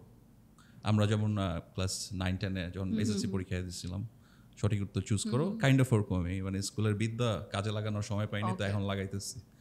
সো আমি তোমাকে কোয়েশ্চেন করব, কিছু অপশন দিব, তুমি এর মধ্যে থেকে একটা চুজ করে আমাকে বলবা। ওকে ওকে, ফার্স্ট কোয়েশ্চেন, একটা ছেলের কোন জিনিস তোমাকে সবচেয়ে বেশি অ্যাট্রাক্ট করে? ভয়েস। আমার অপশনের মধ্যে ভয়েস ছিল না, যদিও আমার অপশনগুলো থেকে ও বলি। সরি আচ্ছা মানে No, no, no. Option choose Yeah, করতে yeah, হবে। yeah. I am sorry Okay, okay no problem. The option 1 is টাকা পয়সা, option 2 ভালো মন, option 3 ভালোবাসা, 4 মেয়েদেরকে রেসপেক্ট দিয়ে কথা বলে, 5 above all। আমি কি এখান থেকে একটা বেছে নিব? চাইলে দুটোও নিতে পারো। ভালো মনের মানুষ এবং যারা মেয়েদের রেসপেক্ট দিয়ে কথা বলে। ওকে, উই গট আওয়ার অ্যান্সার্স। ওকে, ইন্ডাস্ট্রিতে সুগার ড্যাডির সংখ্যা কম, আছে খারাপ না, মারাত্মক, বলার বাইরে? ইন্ডাস্ট্রি এবং ইন্ডাস্ট্রির বাইরে সুগার ড্যাডির সংখ্যা দুটাতেই অনেক বেশি। মারাত্মক মারা বা বলার বাইরে বলা যায়। বলার বাইরে বলা যায়। ওকে, ইন্ডাস্ট্রিতে সুগার বেবির সংখ্যা কম, আছে খারাপ না, অনেক বেশি, মারাত্মক, বলার বাইরে? সুগার বেবি ওকে, সেক্ষেত্রে আমার মনে হয় যে আছে, খারাপ না, খারাপ না আর কি। বাট বেশির চেয়ে কম, খুব বেশিও না খুব কমও কমও না, না, আচ্ছা। এভারেজ। ওকে, আমরা একটা ধরে নিলাম কিছু। নেক্সট কোয়েশ্চেন, ইন্ডাস্ট্রিতে কাস্টিং কাউচের মাত্রা কেমন? কম, আছে খারাপ না, অনেক বেশি, মারাত্মক, বলার বাইরে? না আছে, বাট অনেক বেশিও না আবার অনেক কমও না, অনেক কমও না, মোটামুটি, ওই but যে আছে, মানে, exist but করে, okay. হ্যাঁ আছে। As a girl, what type of person you are? নরম, গরম, রাফ, টাফ? নরম। নরম, but you look like very solid person, like আসলে টাফ। বা এটা কি লাইক ভিতর বাইরে থেকে তুমি দেখাও যাতে লোকজন আমার কাছে না আসে, বাট ভিতর থেকে অনেক নরম, এরকম কিছু? মানে যাকে আমি চুজ করছি, না না, তোমাকে ধরো কেউ যদি দেখে, হ্যাঁ ফার্স্টলি মনে করবে you are a solid character, very না, রাফ এন্ড টাফ। আমাকে সবাই মনে করে যে আমি রাফ অ্যান্ড টাফ, বাট আমি খুব নরম ভিতর থেকে। ভেতর থেকে। ওকে, ফ্যাশন ইন্ডাস্ট্রিতে অনেক সুগার বেবিরা আছে যারা টাকা পয়সার জন্য বয়স্ক ধনী লোকজনদের সাথে রিলেশন রাখে এবং ফিজিক্যালি স্যাটিসফাইড হওয়ার জন্য ইয়াং ছেলেদের সাথে রিলেশনশিপ রাখে। এমন মেয়েদের মাত্রা কেমন? কম, আছে খারাপ না, বেশি। অনেক বেশি, মারাত্মক, বলার বাইরে? বেশি। বেশি। ওকে ওকে, এটা আমাদের এই সেগমেন্টের এন্ড। আমরা এখন আমাদের নেক্সট সেগমেন্টে যাব, আর নেক্সট সেগমেন্টের নাম হলো 1 সেকেন্ড। কারণ তুমি উত্তর দেওয়ার জন্য 1 সেকেন্ডই পাওয়া, বেশি টাইম নিতে পারবা না। Okay. তারপরে হলো যখনই তোমার যেটা মাথায় আসে তখনই তুমি সেটা বলবা, নো চিন্তা, নো যুক্তি। ওকে। ওকে, ফার্স্ট কোয়েশ্চেন ইজ বাবা। বাবা আমার বটবৃক্ষ। মা। মা আমার খুবই ইমোশনাল একটা জায়গা। ওকে, সবচেয়ে কাছের মেয়ে বন্ধু। সবচেয়ে কাছের মেয়ে বন্ধু জেবা, আর হচ্ছে মোহনা, সঞ্চিতা। ওকে, একজনের নাম নেয়নি, সো সবাইকে ইকুয়ালি লাভ করে। সবচেয়ে কাছের ছেলে বন্ধু। সবচেয়ে কাছের ছেলে বন্ধু জুবাইর, অ্যান্ড দেন আলিফ, বোরহান, এত চিন্তা করে করে বলছো কেন? ওকে, মানে মনে আসছে First এ নাম জুবায়ের বলে- বলছে। হ্যাঁ, জুবায়ের Okay, খুব so আমার জুবায়ের। কাছের বন্ধু। ওকে, সবচেয়ে কাছের ব্যক্তি পরিবারের লোকজনের বাইরে। পরিবারের লোকজনের বাইরে সবচেয়ে কাছের ব্যক্তি হুম। আমার মেকআপ আর্টিস্ট নোমান। ও আমার বাসাতেই থাকে। পরিবারের বাইরে ওই আমার সবচেয়ে কাছের মানুষ। বাংলাদেশে ফিমেল ফ্যাশন মডেলের মধ্যে আপনার যে জিনিসটা সবচেয়ে ভালো লাগে সেটি কোনটি? সরি, আমি প্রশ্ন বাংলাদেশে ফিমেল ফ্যাশন মডেলের মধ্যে আপনার সবচেয়ে ভালো লাগে যে জিনিসটা, সো ফর এক্সাম্পল বাংলাদেশের ফ্যাশন ইন্ডাস্ট্রিকে রিপ্রেজেন্ট করছে, সো ও এই জিনিসটা খুব ভালো, বা এই জিনিসটা দেখে লোকজনকে ও অনেক প্রেফারেন্সের খাতায় আনছে। যেমন আপনি বললেন একটা অর্ডিনারি মানুষও যদি র্যাম্পে খুব ভালো হাঁটে তার দিকে লোকজন চেয়ে হ্যাঁ, থাকে। হ্যাঁ, হ্যাঁ, সো মেইনলি তাহলে আমরা ধরে নিতে পারি ওর ওয়াকিং স্টাইল এমন কিছু। ওকে, Okay. ঢালিউডের কোন মেল অ্যাক্টর আপনাকে মনে হয় ওয়ার্ল্ড ক্লাস? ঢালিউডের কোন অ্যাক্টর আপনার মনে হয় ওয়ার্ল্ড ক্লাস লেভেলের টলিউডের মেল অ্যাক্টর? আপনার চেহারা এক্সপ্রেশন দেখে আমি বুঝতে পারছি কেউ নাই। ওকে, থ্যাঙ্কস ফর বিং ট্রু। মানে আমার চোখে কেউ নেই, অন্যদের চোখে থাকতে পারে, হ্যাঁ, but আমার চোখে ডেফিনেটলি। নেই। ঢালিউডের কোন ফিমেল অ্যাক্ট্রেসকে দেখে মনে হয় তার মধ্যে কিছু একটা আছে যেটা ওয়ার্ল্ড ক্লাস লেভেলের? ফিমেলস না, এক সেকেন্ড চলে গেছে, তার মধ্যে কিছু নাই। তার মানে মেল আর ফিমেলের সংখ্যাটা এখন আমাদের ঢালিউডে কম, বাট হোপফুলি আসবে কোনো একদিন। ওকে, বলিউডে আপনার বিগেস্ট ক্রাশ ছেলেদের মধ্যে যাকে আপনি খুবই লাইক করেন, অ্যাডমায়ার করেন, পছন্দ করেন বলিউডে? বলিউডে? ওকে, বলিউডে হচ্ছে আমার কোনো ক্রাশ নেই, বাট হচ্ছে আমি অনেকেরই ফ্যান। এখন সেখানে ঋত্বিক রোশনও আছে, দেন হচ্ছে সালমান খানও আছে, শাহরুখ খানও আছে, আমির খানও আছে। তারা তো সবাই নাম বললেন, বলিউড তো হয়েই গেল। আমি যদি তো বলি না, আমি এখন একজনকে একজনের তো choose আমি করতে বলতে হবে। পারছি না, বিকজ এক একজনের ক্রাশ একজনই হয়। আমার ক্রাশ নেই, আমি প্রথমেই বলেছি আচ্ছা, আমার ক্রাশ ক্রাশ নেই, নেই। বাট প্রেফারেন্স আছে। ওকে, বাংলাদেশে আমার সবচেয়ে পছন্দের ডিরেক্টর হলো, আপনার পছন্দের ডিরেক্টরকে সবচেয়ে বেশি পছন্দ? অনেকেই হতে পারে, বাট একজনের নাম নিতে হবে। আমার পছন্দের ডিরেক্টর ছিল হুমায়ুন আহমেদ, বাট এখন তো সে নেই। আচ্ছা, হলিউডে আপনার সবচেয়ে পছন্দের অ্যাক্টরকে? Tom Cruise. Tom Cruise. Okay, বাংলাদেশে আপনার সবচেয়ে পছন্দের ডিরেক্টর বা যাকে আপনি আইডল মনে করেন, যে যার নেক্সট প্রজেক্টে আপনি থাকতে চান, এমন একজন যদি ডিরেক্টরের নাম বলি, কাকে চুজ করবেন? এরকম আমার কেউ এখন পর্যন্ত এখন পর্যন্ত হয়নি। বাংলাদেশে কিছু ডিরেক্টর ভালো কাজ না, করছে। সবাই অনেকেই মোস্ট অফ দ্য ডিরেক্টরই দেখা যায় যে এখন খুব ভালো ভালো কাজ করছে, কিন্তু আমি যদি বলা যায় Particularly কারোর নাম বলতে চাচ্ছেন কারো না? নাম বলতে চাচ্ছি না, মানে আমার কোনো ওরকম কোনো আগ্রহই নেই যে তার সাথে যদি কাজ করতে পারতাম, নট লাইক দ্যাট। আমার আচ্ছা, আচ্ছা। যখন যার সাথে কাজ হওয়ার হবে, ওকে, সো এরকম আমার কিছুই নেই। ইন্ডাস্ট্রিতে আপনার সবচেয়ে কাছের মেয়ে বন্ধু? It could be your fashion industry, it could be movie industry, anywhere, but Zeba. industry. Zeba? Zeba, ওকে। ইন্ডাস্ট্রিতে আপনার সবচেয়ে কাছের ছেলে বন্ধু? জুবায়ের। জুবায়ের। আপনার দেখা সবচেয়ে সুন্দর শহর হলো? আমার দেখা সবচেয়ে সুন্দর শহর কি বাংলাদেশের মধ্যে বলবো? Could be, আচ্ছা দুইটাই আমি দিচ্ছি, একটি বলবেন বাংলাদেশের, একটি বলবেন বাংলাদেশের বাইরে। বাংলাদেশের মধ্যে আমি যেটা দেখেছি, রাজশাহী দেখেছি, খুব সুন্দর, খুব নিট অ্যান্ড ক্লিন। আর দেশের বাইরে হচ্ছে সিঙ্গাপুর দেখেছি, খুব নিট অ্যান্ড ক্লিন, খুব সুন্দর। খুবই সুন্দর, আপনার পছন্দ হয়েছে? হ্যাঁ, কিন্তু আমার থাইল্যান্ডটা খুব ভালো লাগে। থাইল্যান্ড? হ্যাঁ, থাইল্যান্ড আমার খুব ভালো লাগে, যদিও থাইল্যান্ডটা একটু অগোছালো, বাট সিঙ্গাপুরটা ধরা যায় যে সিঙ্গাপুরটা খুব সুন্দর। থাইল্যান্ডে কি আপনি ব্যাংককে গিয়েছিলেন হ্যাঁ, আমি শুটিং এর পারপাসে? নো, ঘুরতে। ঘুরতে? আচ্ছা আচ্ছা। আমি বেশ কয়েকবার গিয়েছি, 4বার গিয়েছি। আপনার প্রফেশনাল ক্যারিয়ারের সবচেয়ে বাজে অভিজ্ঞতা কোনটি? অনেক বাজে অভিজ্ঞতা একটি, আছে। যেটা একটা মানে খুবই বাজে। আচ্ছা, এর চেয়ে বেশি ওইটা আর বাজে ছিল, হওয়াই যায় না। এর থেকে আমার সাথে কেউ একজন মিসবিহেভ করেছিল, তার অফিসে ডেকে নিয়ে। অফিসে ডেকে নিয়ে? হ্যাঁ, তার অফিসে ডেকে নিয়ে। এটা ছিল আমার সবচেয়ে বাজে অভিজ্ঞতা, এবং সে মানে মিসবিহেভ মানে হচ্ছে সেই লেভেলের মিসবিহেভ যেটা একদম কোনো মেয়ে এটা মেনে নিতে পারবে না। আমার Okay. মনে হয় যে তার নামে পুলিশ কেস করাটা দরকার। মানে দরকার ছিল ওই সময়টাতে। বাট ওই সময়টাতে আমার একদম স্টার্টিং একটা সময় ছিল এবং আমি খুব ভীতু ছিলাম তখন আমার এত সাহস ছিল না কথা বলার মতো বা সব কিছু এত ফেস করার মতো এরকম ছিল না ওই সময়টাতে হয়েছিল।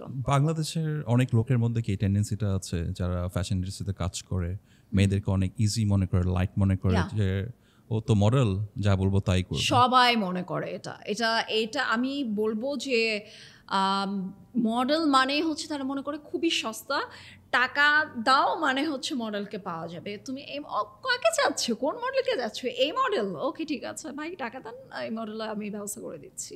তো সবাই খুবই ইজি গোয়িং মনে করে, যেটা রং। রং। সবাই একটা। আচ্ছা, খারাপ কাজের অভিজ্ঞতা শুনলাম, ভালো কাজের অভিজ্ঞতা শুনি। যদি একটি ভালো কাজের অভিজ্ঞতা বলতে হয় কোনটিকে আপনি বলবেন? ভালো কাজের অভিজ্ঞতা আমার অনেক আছে আলহামদুলিল্লাহ, অনেক ভালো মানুষদের সাথে পরিচয় হয়েছে। যদি আমি বলি যে একটা ভালো কাজ করার সুযোগ পেয়েছিলাম, এটা ছিল বঙ্গবন্ধুর একটা ডকুফিশন। এটা বঙ্গবন্ধুর যে জন্মস্থান, তার ছোটোবেলা বেড়ে ওঠা, তার প্রত্যেকটা জায়গাতে গিয়ে এই কাজটা করা হয়েছিল। এটা ছিল হেমন্ত সাদিক ভাইয়ের সাথে কাজ, এবং এই কাজটার জন্য আমি অ্যাওয়ার্ডও পেয়েছিলাম শ্রেষ্ঠ অভিনেত্রী হিসেবে। এটা আমার ভালো কাজের একটা অভিজ্ঞতা বলা যায়। আচ্ছা, ওয়ান নাইট স্ট্যান্ড এটা কি ইন্ডাস্ট্রিতে এক্সিস্ট করে? করে। And what you think about that? Is that okay? No, but এটা আমার জন্য ওকে না। আচ্ছা, বাট অনেকের কাছে এটা অনেকের ওকে। কাছে ওকে, ইন্ডাস্ট্রির বাইরেও ওকে, বাট আমার কাছে ওকে না। ওকে, একজন র্যাম্প মডেল, যদি ধরেন টপ র্যাম্প মডেলদের কথাই আমি বলি, তাদের অ্যাভারেজ মান্থলি স্যালারি কেমন হতে পারে?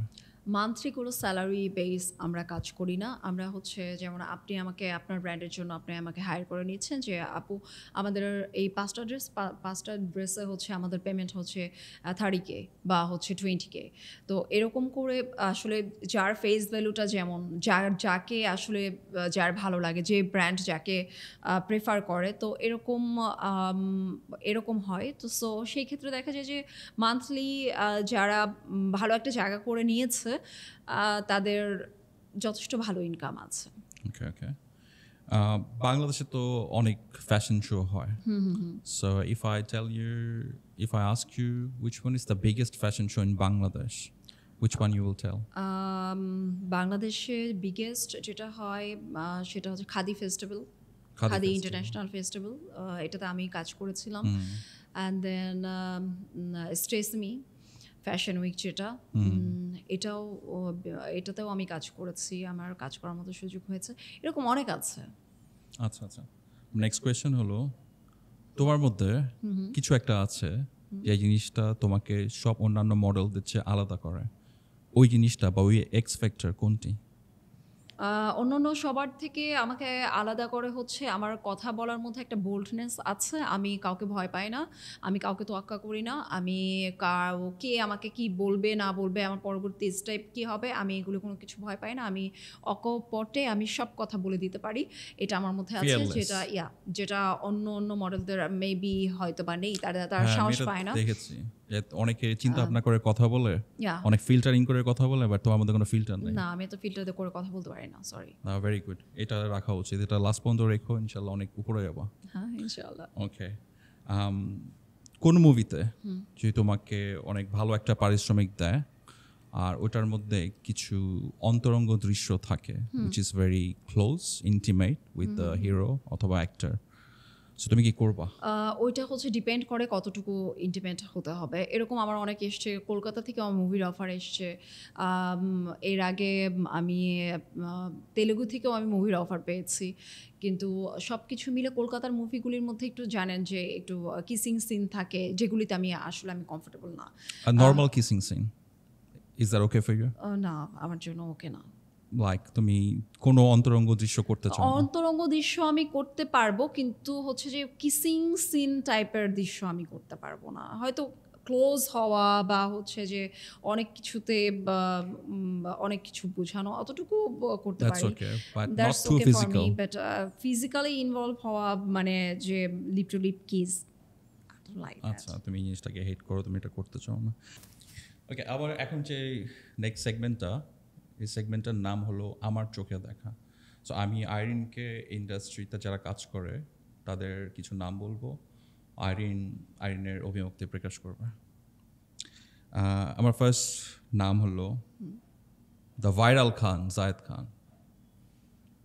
জায়েদ খানকে আমি সামনাসামনি দেখেছি, ভালো মানুষ, বাট এমনিতে মানে আমি যেটা খারাপ দেখিনি, তো আমি তাকে নিয়ে তো খারাপ কোনো কিছু বলতে পারি না।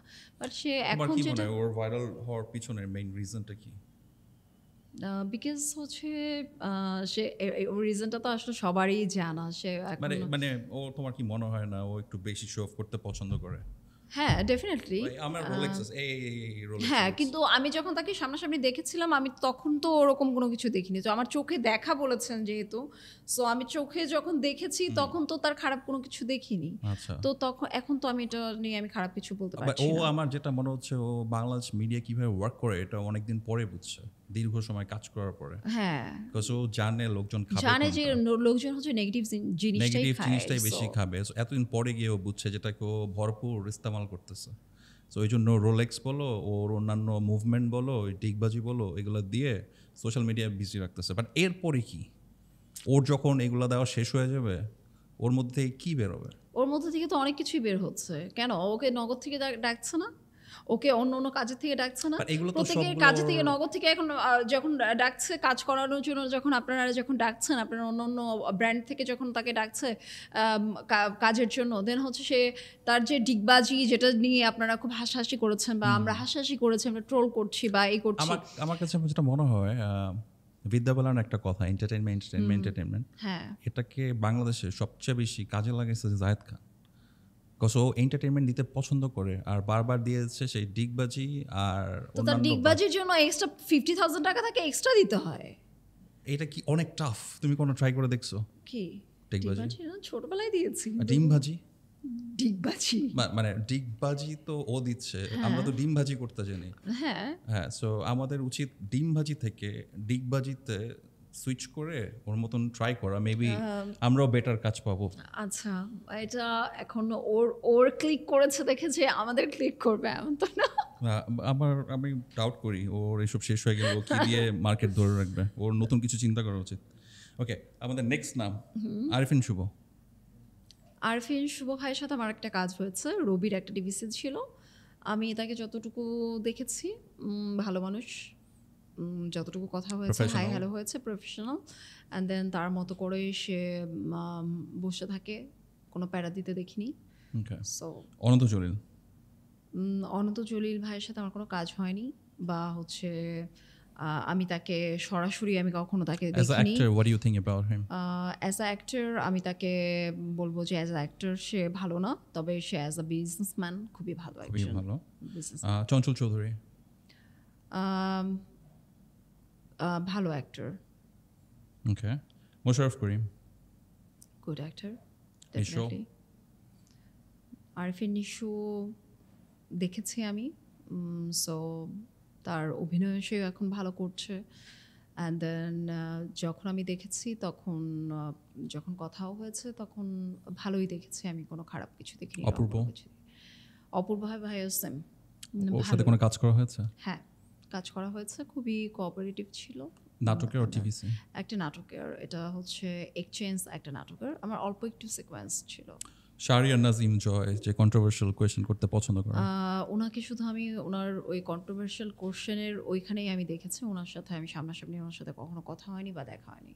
ওকে, মুস্তাফা সরোয়ার ফারুকী? তাকে তার সাথেও আমার কখনো সামনাসামনি ওইভাবে দেখা হয়নি, তাকে আমি দূর থেকে দেখেছি। বাট হচ্ছে যে তার কাজ ভালো লাগে আমার, তার কাজ আমার ভালো লাগে, তার ডিরেকশন আমার ভালো লাগে, এই তো। অমিতাভ রেজা? অমিতাভ রেজা ভালো একজন ডিরেক্টর মেবি, বাট উনি তো টিভিসি বানায়, কোনো কাজ করেছে? হ্যাঁ না, আমি কখনো ওনার কাজ করিনি, বাট ওনার থেকে যারা কাজ শিখেছে তাদের সাথে কাজ হয়েছে। ওকে, জয়া আহসান? জয়া আহসান খুবই হাম্বল, অ্যান্ড দেন খুবই সুইট অ্যান্ড কিউট, খুবই সেক্সিও বলা যায়। হট হ্যাঁ ইয়া রাইট, তার সাথে আমার দেখাও হয়েছে, কথাও হয়েছে, সো আমার খুব ভালো লাগে। নুসরাত ফারিয়া নুসরাত ফারিয়াকেও আমি দেখেছি, মেবি ভালো, বাট আমি আসলে ওইভাবে ওইভাবে এত কাজ করা কথা হয়নি। বলে মানে এতটা ক্লোজ হয়ে দেখি Comfortable feel করোনি। অপু বিশ্বাস অপু বিশ্বাসকেও আমি দেখেছি, কাজ হয়েছে মানে বা একই সেটে বিশ্ব রঙের ইয়েতে, বাট হচ্ছে যে আমার কেন যেন এই পার্সনটাকে ভালো লাগে না, মানে সরি মানে না, ওনাকে it's কেন okay, it's যেন completely ভালো your লাগে, thought. sorry। ওকে বুবলি বুবলি আপুর সাথে আমার কাজ হয়েছে, আমি একই মুভিতে কাজ করেছি। সে খুবই মানে ভালো, মানে আমি যতটুকু দেখেছি আর কি। আর সেটের মধ্যে যে একজন হিরোইন আছে, আমি আসলে বুঝতেই পারিনি যে সেটে হিরোইনরা থাকলে অনেক সময় নাটকের হিরোইনরাই দেখি যে কি পরিমাণ প্যারা দেয়। অ্যাটিটিউড দেখায় হ্যাঁ, এবং সে দেখেছি তার মতো করে সে একটা জায়গাতে বসে আছে এবং সে তার মতোই আছে। আমি কোনো মানে কোনো ধরনের নেগেটিভ কোনো কিছু তার কাছ থেকে আমি পাইনি। Okay Mehazabien Mehazabien sweet and cute. Tanjin Tisha Tanjin তিশাকে আমার তেমন একটা ভালো লাগে না, মানে আবার খারাপও লাগে না, কিন্তু অভিনয়ের দিকে যদি আমি বলি খুব একটা যে ভালো হু ইজ বেটার মেহজাবিন ও তানজিন তিশা অভিনয়ের দিকে?